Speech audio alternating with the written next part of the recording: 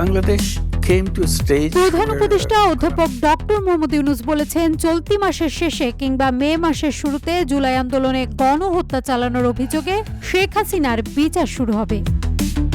to create a new Bangladesh. That's Qatar the ভিত্তিক beginning. গণমাধ্যম আল জাজিরাকে দেয়া সাক্ষাৎকারে তিনি আরও বলেন, পতিত সরকারের নেতাকর্মীদের লুটপাট সহ গণহত্যার বিষয়টি জাতিসংঘের মানবাধিকার কমিশনের প্রতিবেদনে উঠে এসেছে। প্রধান উপদেষ্টা আরও বলেন, শেখ হাসিনাকে দেশে ফেরত পাঠাতে ভারতকে চিঠি ও দেশটির প্রধানমন্ত্রীকেও জানানো হয়েছে। RICL TMX, যুগের পর যুগ স্থাপনা থাকে মজবুত। ওই সাক্ষাৎকারে বাংলাদেশের নির্বাচন সংস্কার, পতিত শেখ হাসিনা সরকারের অনিয়ম দুর্নীতির বিচার সহ সম্প্রতি চীন সফর নিয়ে কথা বলেন প্রধান উপদেষ্টা।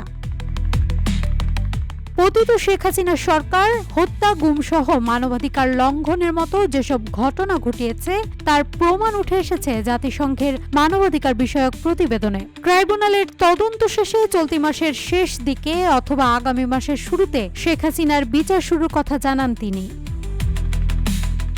ভারতে অবস্থানরত শেখ হাসিনাকে ফেরত পাঠাতে চিঠি দেওয়ার পাশাপাশি বিমস্টেক সম্মেলনে দেশের প্রধানমন্ত্রীকে আহ্বান জানানোর কথাও জানিয়েছে ইউনূস। ভারত বাক স্বাধীনতায় বিশ্বাসী বলে সামাজিক যোগাযোগ মাধ্যমে শেখ হাসিনার বক্তব্য প্রদানে নিষেধাজ্ঞা দেওয়ার সুযোগ নেই বলেও জানিয়েছে দেশটির প্রধানমন্ত্রী নরেন্দ্র মোদী।